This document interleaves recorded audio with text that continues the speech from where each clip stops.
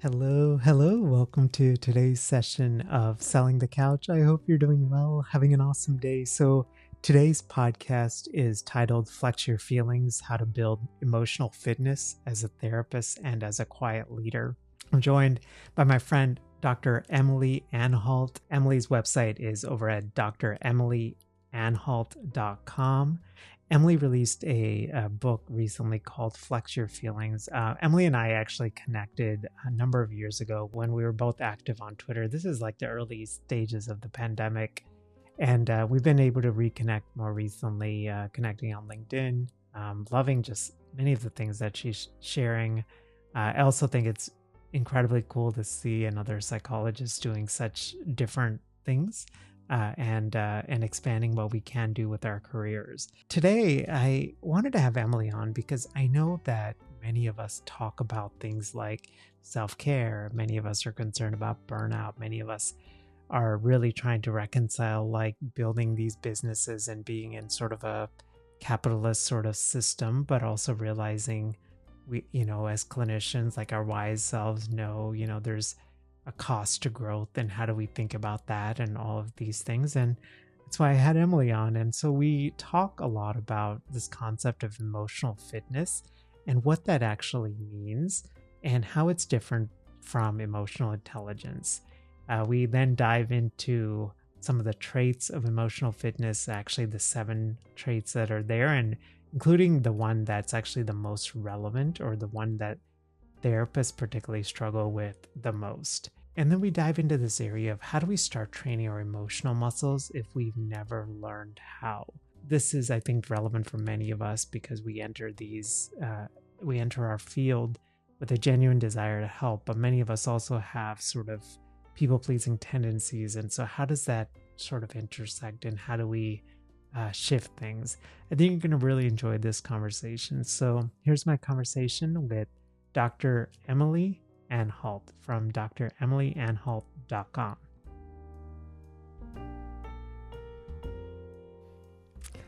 Emily, welcome to Selling the Couch. It's so great to be here. Thank you so much for having me. It's this is like way too long. I feel like we were Twitter friends and then became LinkedIn friends, but it's so good to finally like connect in person. I'm just so proud of you. You're doing such amazing stuff. I mean, who would have guessed, us as psychologists would be doing such interesting and varied things. Yeah. Thank you. The feeling is so mutual, and it's so wonderful to get to collaborate with other professionals like yourself. Yeah, no, absolutely. I'm excited for our conversation. You just released a book, Flex Your Feelings. Doing some pretty amazing stuff. We can't wait to hear about that. And I had a bunch of questions for you, and maybe we'll start here. What does emotional fitness actually mean, and how is it different than emotional intelligence? So, emotional fitness is an ongoing practice of strengthening your mental and emotional health. And I coined this term a number of years ago because I work with a lot of high functioning people who don't necessarily resonate with this kind of dichotomy we have where you're either mentally healthy or mentally ill. I think a lot of people live somewhere in between, and everyone could level up their mental health in some way. And so I wanted to figure out how to talk about it in a more proactive way to help people think about working on their mental health more like going to the gym and less like going to the doctor. So if you think about emotional intelligence as being more about awareness, knowing your emotions and other people's emotions, emotional fitness is about application. Just the way physical fitness helps you become more physically fit and physically strong and physically capable, emotional fitness helps you become more emotionally intelligent and more emotionally capable. So by building things like resilience and communication and empathy and the other traits through consistent practice, you will have a healthier and stronger emotional life overall. I love the application of it. Like that's such a wonderful, like, I feel like it's just a wonderful like perspective and a more holistic look at it. And I love the fact that you said it's like ongoing. You outlined 7 traits of emotional fitness. Which one do you find therapists and founders struggle with the most? So, the first of the traits is first for a reason, and it's because it's so foundational, and you have to work on that first one to do any of the others. And that first one is mindfulness, which I define as becoming more comfortable being uncomfortable.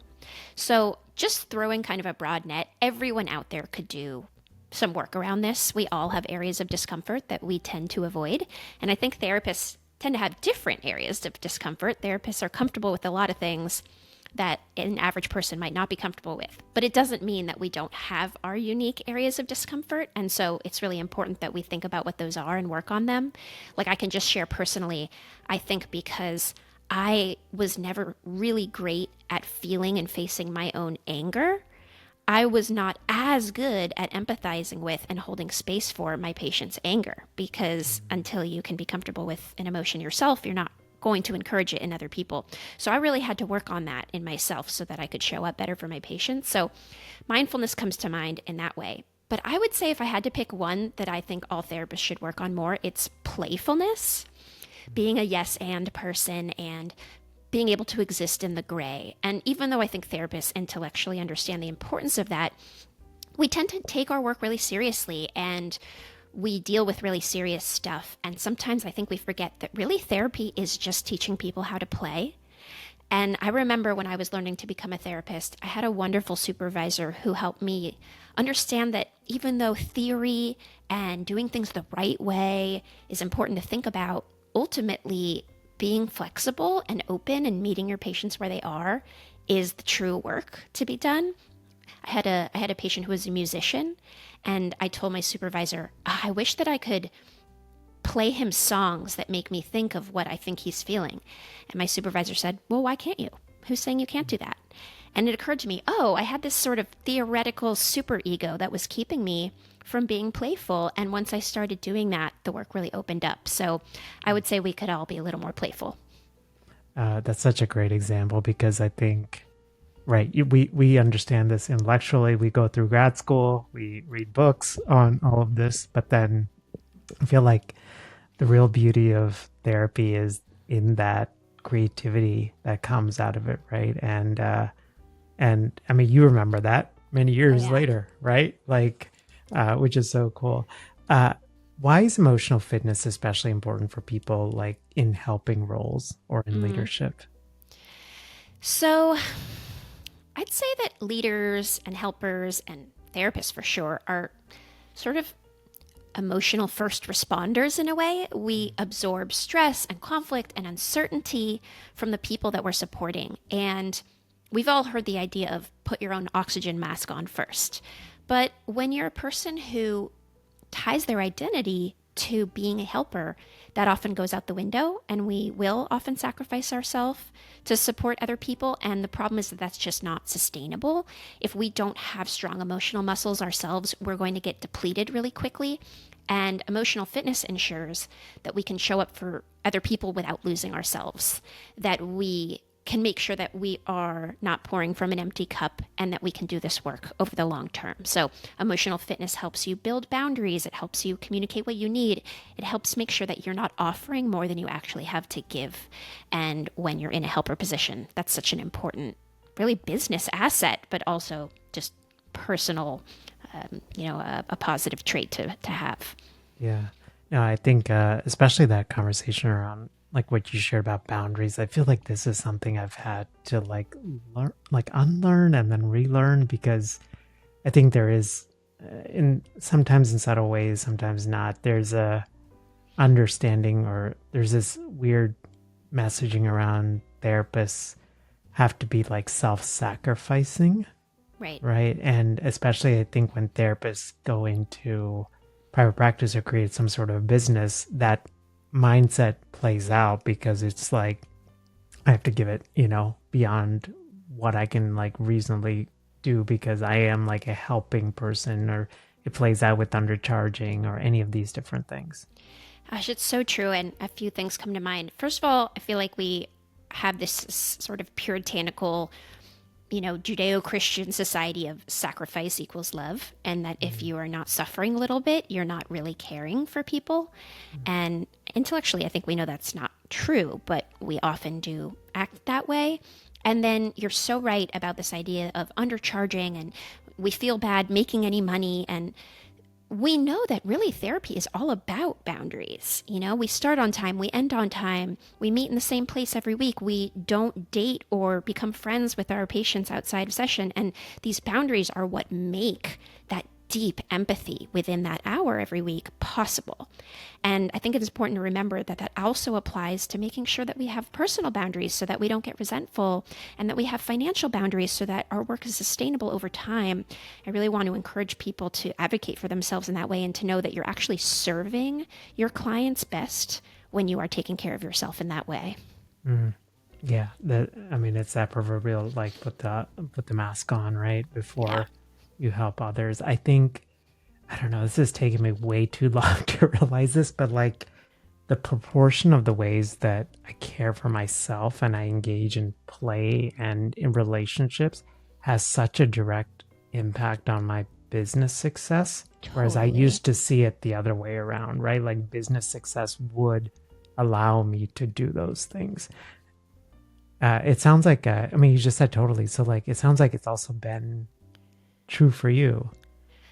For sure. It feels like it's part of the journey. I think grad school should have a class about this specifically, because it's really complicated to find a compromise between capitalism and this sort of deep, nurturing, altruistic soul that I think most of us have to go into this work. And, ultimately, I think I have taught my patients a lot about having their own boundaries by upholding mine with them. And then when they have feelings about those boundaries, being able to talk about them and saying, you can care about someone and still prioritize your own care alongside theirs. And isn't that an interesting thing? So for sure, I think we all have some unlearning and relearning to do around this. Speaking of which, like, how do you even start to train these emotional muscles? Like, even like if you've never learned how? So in the book, I talk about this idea of emotional push-ups, these small emotional exertions that put you just a little outside of your comfort zone so you can grow stronger. If you think about physical push-ups, it's the same. You can't only do one physical push-up. You have to do them often, and you do more over time. And then not only do you get stronger now, but your body becomes healthier and you're less likely to get sick down the line. And the same is true with emotional push-ups. If you push yourself just a little outside of your emotional comfort zone every day, then over time, that comfort zone grows larger, and you also are going to prevent a lot of the emotional struggles that we face, like burnout, stress, anxiety, depression, all of that, because we're creating space for us to become stronger in that way. So what emotional push-up looks like for me might be different than it looks for you, because it's ultimately about what makes each of us just a little uncomfortable. So for some people, an emotional push-up might be saying no when you don't have capacity for something, even though you kind of want to say yes because you're a people pleaser. Or an emotional push-up might be putting your phone away at 8 p.m. and just being present with your thoughts at night instead of scrolling. Or an emotional push-up might be apologizing for a mistake, even though you feel kind of uncomfortable having the conversation. So where do you start? Essentially, make a list of what are the things that tend to make you a little more uncomfortable than they make other people, and how can you take one small step toward that discomfort instead of away from it today? So much of this is these little steps, right? And I think, especially as clinicians, like, at least I'll speak for myself, I always think like I have to do these grand gestures, right? But it really is, like you said, like it starts with these little push-ups, and it's the compounding effects of those that versus like waiting for one, to do one thing like in one day. Exactly. And, we know that small steps make big change, but it can be hard to get started sometimes. Yeah, absolutely.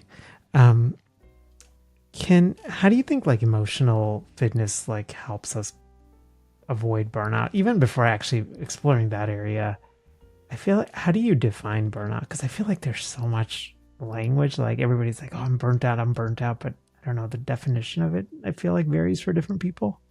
Yeah, there are a lot of definitions of it. I don't know if I have one perfect definition, but I can share how I think about it, which is, to me, burnout is a little like your car running out of gas and kind of sputtering to a halt, and it's not going to work anymore. And the reason I like that metaphor is that we know that you we know that we shouldn't wait until our car completely runs out of gas to think about how to put gas in the car. It's so much more work if you completely run out of gas to deal with it. Now you're on the side of the road. You have to call AAA. You have to walk to the gas station. You might have damaged the engine. Now you have to deal with that. It's a whole to-do. Whereas if you had just put gas in the car before you ran out of gas, it would have not actually been that big of a deal. But for some reason with our own energy levels, we will often wait until we are just in the midst of a complete burnout, exhaustion state of mind to think, oh, I should probably rest and take care of myself. And it's just so much less work to prevent burnout than it is to fix it. So I try to remind people, don't wait until you're exhausted to take care of yourself.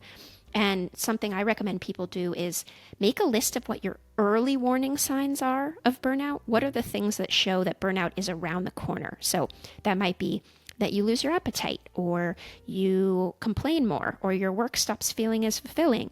Maybe you find yourself isolating more, or actually maybe you find that you don't want to be alone when you normally would enjoy your own company. Like, what are the early warning signs? And then ask people in your life to keep an eye out for those signs with you. You might tell your partner or your colleagues or your friends, hey, if you notice me skipping meals or you notice me complaining about work a lot, remind me that we had this conversation. And then when those early warning signs pop up, put shock absorbers into place. Remind yourself to take a break and rest and refill your tank. And what that looks like for you is going to be unique. So for some people, that's going in nature, taking a mental health day, spending time with their pet, spending time alone, spending time with friends, whatever refills your tank. Do those things right when you see those early warning signs. Don't wait until you're completely exhausted. Well, and I love that you pointed to like including community for accountability, because I think especially for therapists, like, again, I can just speak for myself. There's an independent streak to me of like, oh, I know this stuff, therefore I'm just going to implement it. But that usually fails at some point. So I love just thinking of it in signals and also the accountability piece.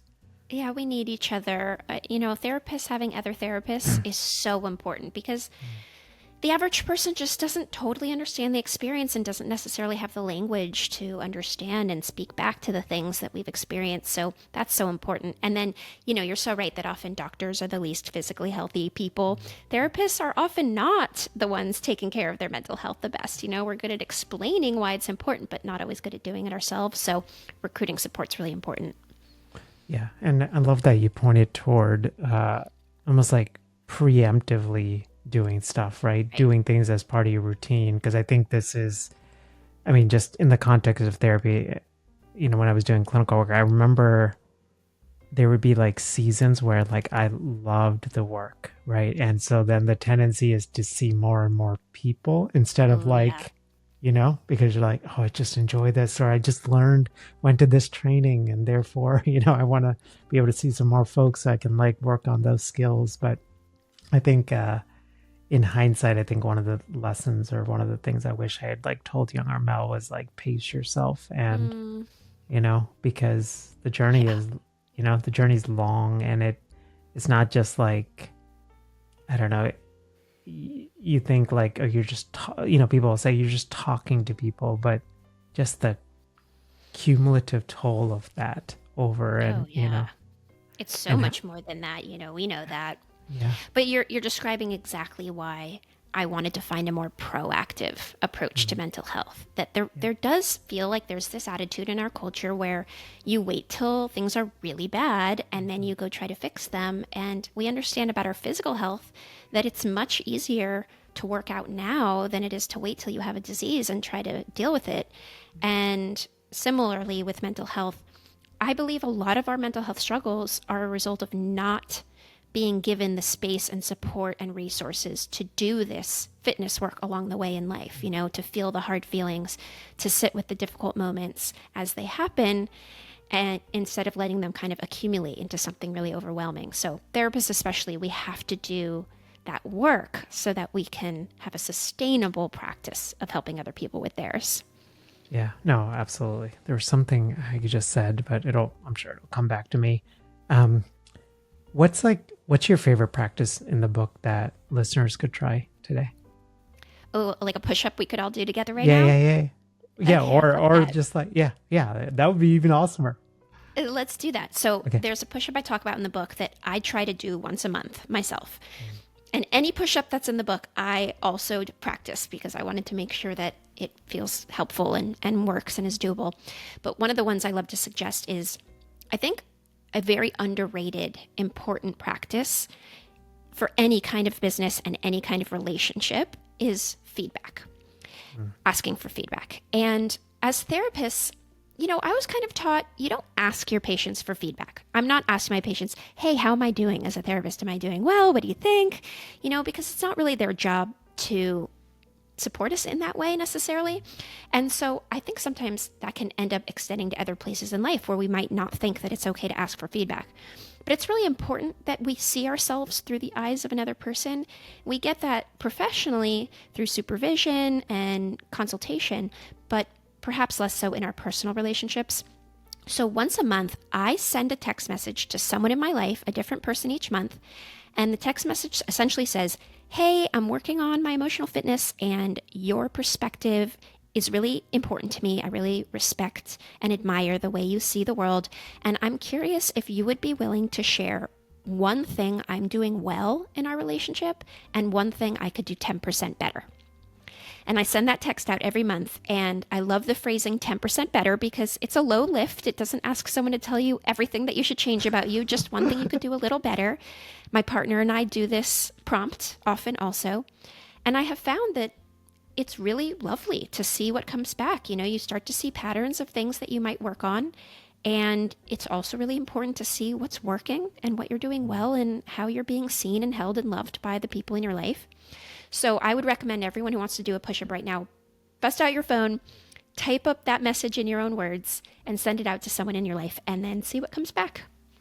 That's that is that's so cool. How do you brace for it? Like the 10%, like, oh, I well, think Emily, so. I was waiting for you to send that text because, yeah. Yeah, it's not always easy. It's not Right, always easy to right. see, but that's why mindfulness comes first. It's a little Mm, uncomfortable to do this, mm, but it's a type of comfort that grows over time. Now yeah. I look forward to the responses because Mm, I've kind of been flexing this muscle for many months. And there are people in my life who've now gotten the message more than once from me. And it's an opportunity to sort of update. They tend to want the feedback back as well. So now you're building this culture in this relationship of being able to give each other feedback regularly, which I think is lovely. And then there have been times that what I've seen has been like, ugh, oh, that doesn't feel good to hear. But if you're saying it, then it's worth considering. It's worth at least thinking about whether I should change it. And in the book, I give the personal example of something that I heard back that felt hard to hear and how it helped me ultimately make that relationship stronger. So I'm curious, if you were to send this message out, what do you think it would feel like for you? What do you imagine you might get back? yeah. You're asking me? Yeah, I'm asking you. I, man, I think so. One, the people pleaser in me like really struggles with this message. So I definitely have to like work on this, as Yeah. on this push up for sure. I think, people would say if there's like 10% better in a recent season, I've had to like cancel with some folks, like Mm, gatherings. And so, and I know there's at least been one or two cases where they've probably like rearranged their schedule. mm, And so I think probably the feedback is, and I remember even like scheduling, thinking like, oh, I'm like stretched a little too thin. I should be able to do this, but, and in fact, I had to do it this morning. And so I think the feedback would probably be like, hey, Mel, like if you're feeling exhausted, there's no, like, I'm still here. Like, you don't have to, feel mm. obligated. So, That's a good one. And what about the positive feedback? Because that's just as oh, important. yeah. The positive one would be, I think people would say that there's a kindness to my presence that feels really safe. And that, Oh, I feel that even talking to you right now. oh, I, yeah, I don't know. Like, I mean, I've shared this on the podcast, but like I've really in many ways struggled with my own voice because I don't sort of fit the typical sort of masculine, especially in a more Western society. And I Mm. used to think of that as more of like a flaw. And I would try to then emulate like what I was supposed to be like, but then I struggled with that piece too. So yeah, I think that's what people would probably say. So Oh, well, I feel that and agree with that. And isn't that a lesson we're all learning, that authenticity ends up being a lot less work yeah. somehow, but being Yeah. able to get there is a lot of work. Yeah. Oh yeah, absolutely. Emily, I'm so thankful for you. I cannot believe the time flew by like this. But you're doing some pretty amazing stuff in the world. Where can we connect with you? Where can we learn about the book? Where can we learn about the awesome work you're doing in the world? Yeah, so I'm on all the social platforms. My handle is at Dr. Emily Anhalt, and you can find me at dremilyanhalt.com. And the book is on, Amazon, Barnes& and Noble, bookshop.org, all of those places. And yeah, I'd love to hear about people's emotional fitness journeys and connect with anyone. It's really a pleasure to be out there seeing my fellow clinicians taking this up. So thank you so much for everything you do to support the community and for having me. No, you're so welcome. Have a great rest of your day. Thank you, you too. Hey there, I hope you enjoyed my conversation with Emily, and especially if you've been navigating a season where you're thinking about how to take care of your emotional fitness. I hope today's podcast conversation has been incredibly helpful for you. Definitely encourage you to check out Emily's book. We'll include that in the show notes as well, and the book is Flex Your Feelings. I was thinking a lot about this conversation. The line that really resonated for me is therapy is teaching people to play. That was such a great line that Emily said. And I think a lot about that in the businesses that we're building, how we know this intellectually, but the practical application is not always there for us as clinicians, right? And how wonderful it would be if we saw therapy as just beyond just modalities and things like that. Of course, those are important, but seeing it as an opportunity, the clients that are coming into our room, they're struggling, and how do we sort of foster and create and inspire them and create space for creativity and all of those kind of things. Emily's doing some pretty awesome stuff. You can definitely connect with her on all of the major social media platforms. I'm active on LinkedIn, and she is there as well. So we'd love to encourage you to connect with Emily there, and definitely would love to connect with you there as well. And also be sure to check out Emily's book. Again, it's called Flex Your Feelings. Have a great rest of your day, and I will see you next time. Bye.